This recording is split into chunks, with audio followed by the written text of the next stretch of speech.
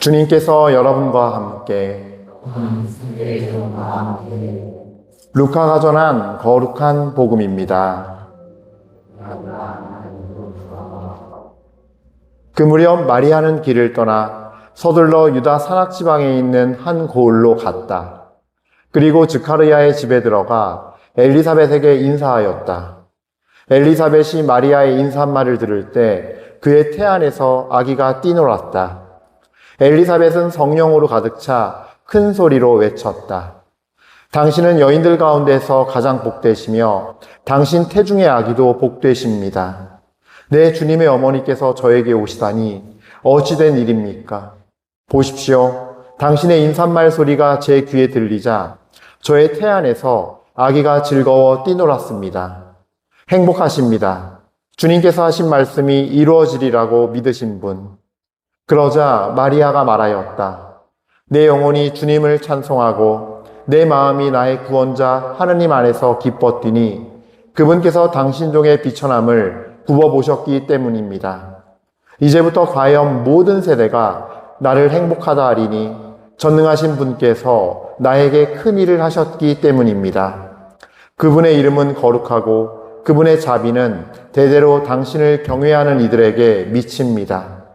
그분께서는 당신 팔로 권능을 떨치시어 마음속 생각이 교만한 자들을 흩으셨습니다. 통치자들을 왕좌에서 끌어내리시고 비천한 이들을 들어 높이셨으며 굶주린 이들을 좋은 것으로 배불리시고 부유한 자들을 빈손으로 내치셨습니다. 당신의 자비를 기억하시어 당신의 종 이스라엘을 거두어 주셨으니 우리 조상들에게 말씀하신 대로 그 자비가 아브라함과 그 후손에게 영원히 미칠 것입니다. 마리아는 석 달가량 엘리사벳과 함께 지내다가 자기 집으로 돌아갔다. 주님의 말씀입니다.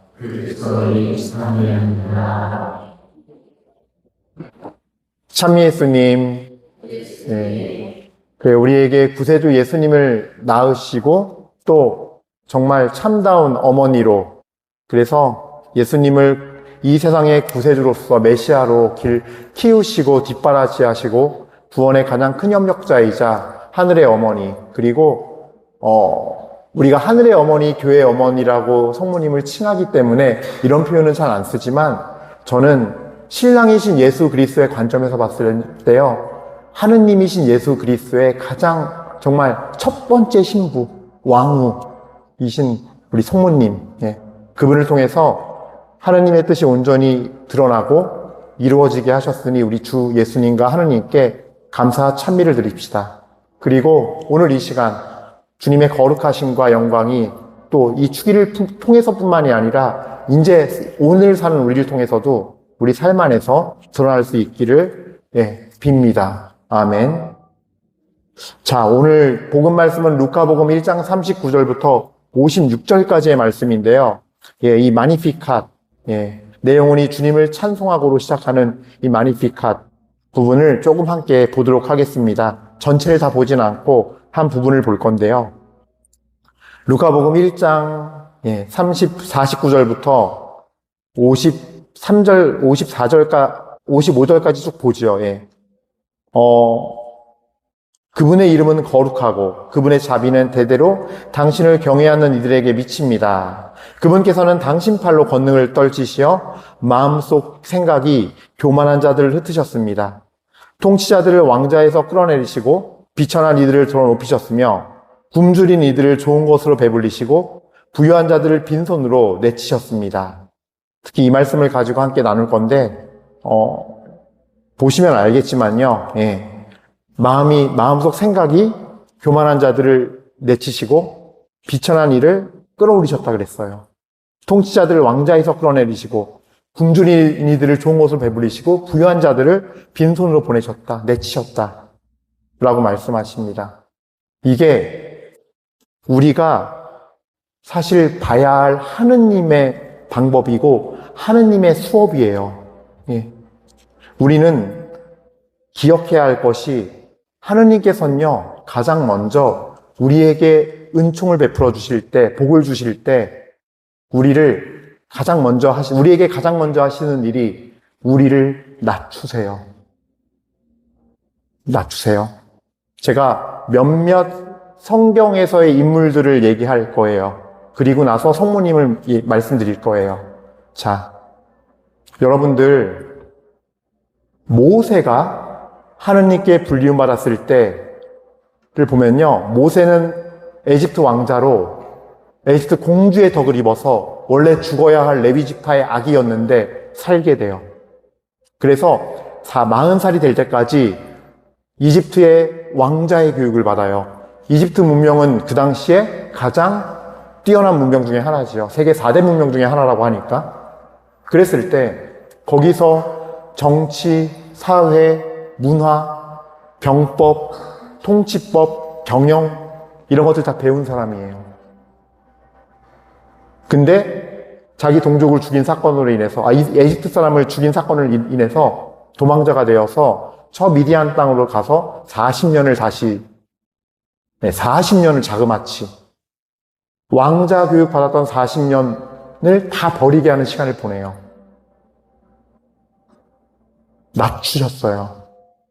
60만이 넘는 이스라엘의 영도자가 되기까지 가장 40년 동안 배운 수업은 40년간 한결같이 매일 그냥 양을 치는 목자였어요.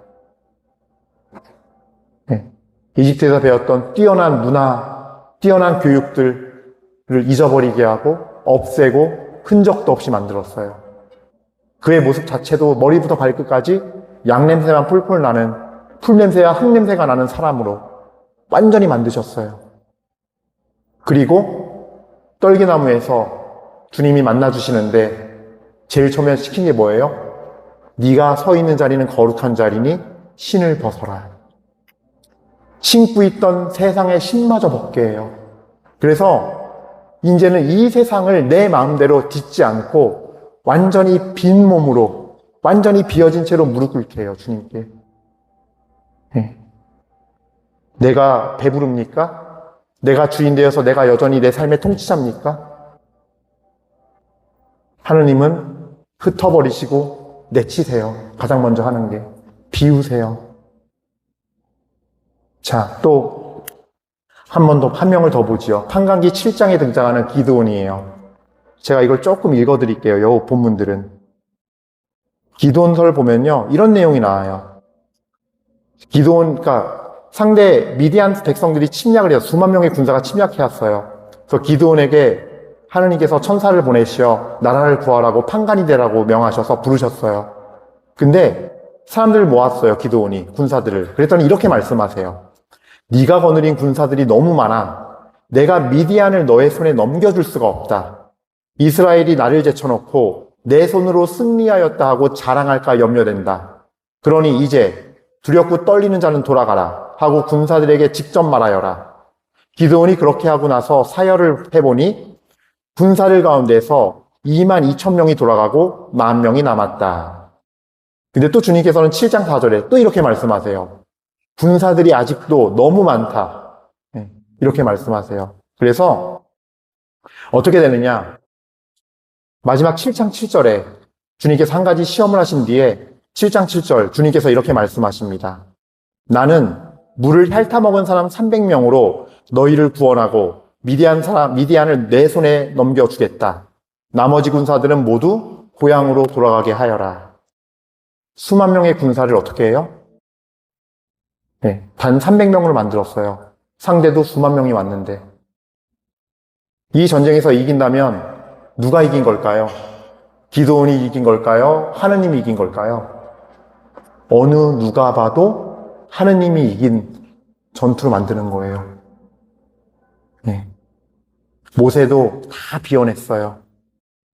기드온도 하느님의 뜻에 따라서 딱 300명 남기고 다 비워냈어요. 우리도 하느님께서 우리에게 오실 때 내 인생에 내가 갖고 있는 주도권, 내가 갖고 있는 지식들, 방법들, 재산들, 그런 것들, 하느님은요, 그걸 원치 않으세요. 그렇게 해서 삶을 살아가고 문제 해결하기 원치 않으세요.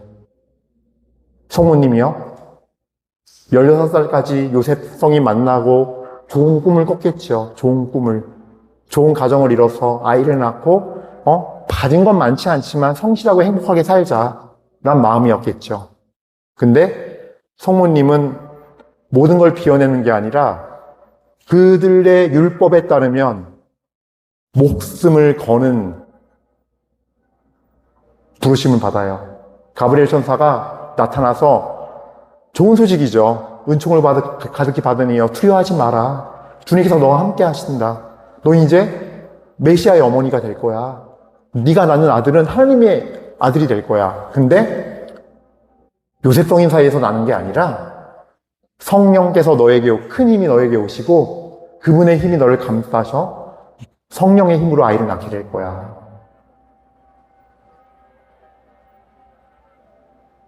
그리고 그분은 구세주가 될 것이야. 성모님은요, 그때 비워내는 게 아니라 죽었어요. 왜냐? 내 남편이 될 요셉 성인이 이거를 못 받아들이면 나는 죽은 목숨이 되는 거예요, 그냥. 두 번째는 또 죽어요, 근데. 언제 죽느냐? 십자가상에서. 정말로 성모님이요, 정말 심장에서 예수님에 대해서 내 육신의 아들이란 걸 완전히 심장에서 도려낸 걸 보여준 거예요.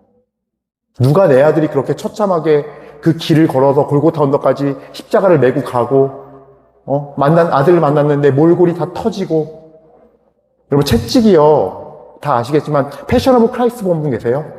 영화? 채찍 맞는 거 보셨죠? 그 채찍이 그냥 채찍이 아니에요. 끝에 납이 달려 있어요. 그리고 길이가 2-3m 돼요, 기본적으로. 40에서 하나 뺀 숫자를 맞는데 몸을 휘감아서 땡길 때 어디가 떨어져 나갈지 몰라요. 얼굴에 걸리면 여기 뜯겨 나가는 거예요, 그냥 다. 그러니까 이미 십자가형 받는 순간 반쯤 죽여놓고 시작하는 거예요, 사람을. 그런 걸 정확히 39살 맞아내야 돼요. 네? 아들을 만났더니 그 몰골이야. 내 아들이면 그거 못 봐요. 근데 어떻게 볼 수 있었어요? 어떻게 끝까지 따라갈 수 있었겠어요? 하느님의 아들이라고 고백한 거예요, 그때부터는. 네.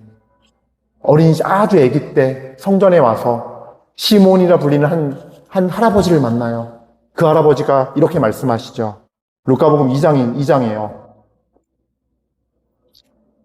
보십시오. 이 아기는 이스라엘에서 많은 사람을 쓰러지게도 하고 일어나게도 하며 또 반대받는 표징이 되도록 정해졌습니다. 그리하여 당신의 영혼이 칼에 꿰찔리는 가운데 많은 사람의 마음속 생각이 드러날 것입니다. 구세주가 된다는 이 예언의 의미를 그때 알아들었을 거예요. 성모님께서는. 이 말을 아이를 태어난 지 며칠 안 됐는데 성전에 와서 아이를 바치는데 이 말을 들었을 때 이게 내용이 평생 기억에 남았겠죠. 네. 이 예언의 의미가 무엇이었나. 그러면서 육신의 아들 예수는 심장에서 파내고 십자가에 달린 구세주 그리스도, 나와 우리 모두를 구원하는 이 반역자, 배반자, 반대하는 자들을 구원하는, 용서하는 그 현장에서 예수 그리스도를 고백하신 분이 바로 우리 성모님이에요. 비천함의 자리로 내리세요. 죽음에 정말 내가 죽는 편이 나아. 차라리 내가 죽고 말지. 라는 그 자리까지 가는 것이 하느님께서 쓰는 사람들의 낮추임이에요. 근데 이런 묵직하고 불편한 말씀을 왜 드리느냐? 우리도 그걸 알아야 돼요. 모세는 결국에 완전히 비워낸 그 자리에 아주 단단한 믿음의 그릇이 되어서 60만을 이끌고 갈 수 있었어요. 겸손과 온유함으로. 기도도 마찬가지로 그 300명으로 하느님의 업적이 이루어지고 하느님의 영광이 드러났어요. 성모님도 온 세상에 주 예수 그리스도의 은혜가, 그분의 거룩하신 영광이 드러났어요. 여러분, 주님께서 우리에게 그렇게 비우시고 낮추는 이유는요, 100% 당신의 거룩함이 영광이 들어가길 원해요. 하느님의 거룩함과 영광이 드러날 때는요, 어떤 일이 벌어지느냐? 모든 이가 각자에게 필요한 놀라운 주님의 은혜를 입게 돼요. 그래서 하나님의 영광이 드러나는 거예요. 하나님이 내가 어때 멋있지 자랑하려는 게 아니에요. 그 거룩함과 영광을 통해서 우리 각자에게 필요한 은혜를 가득히 채워주기 위해서예요. 그 영광을 보는 이마다 주님의 은혜를 가득히 받게 되고 이 세상에서는 표현할 수 없는 기쁨과 평화, 새 힘이 솟아서 내가 곧 죽을 것 같았는데 일어나는 역사가 있고 살아나는 역사가 있고 주님을 따르는 역사가 있어요. 성령의 인물을 말하면 너무 많으니까 더 이상 얘기하진 않을게요. 근데 그것이 주님께서 우리에게 일하시는 방법이고 오늘 마지막으로 루카복음 1장 54절 말씀대로 당신의 자비를 기억하시어 당신 종 이스라엘을 거두어 주셨으니 그렇게 아브라함부터 지금까지 역사 안에서 우리를 그렇게 당신의 자비로 대대로 이끌어 주실 거예요. 바로 그걸 보자는 거예요. 그걸 믿자는 거예요. 내 거를 잠시 버림으로써 영원한 것들을 우리 얻게 되고 배우게 되고 받게 돼요. 오늘 이 시간 성모님의 몸소 승천 대축일을 지내면서 우리 역시도 그렇게 깨끗하고 거룩하게 주님께서는 불러 올리셔서 당신의 신부로 삼고 싶어 해요, 우리를. 그 여정에 잘 초대받고 잘 비워서 그리고 잘 따라가서 사랑하여서 모두가 주님의 천상잔치에 참여하고 예루살렘 그 빛나는 도성 안에서 함께 살 수 있는 은혜를 얻기를 오늘 이 시간에 청합시다. 아멘.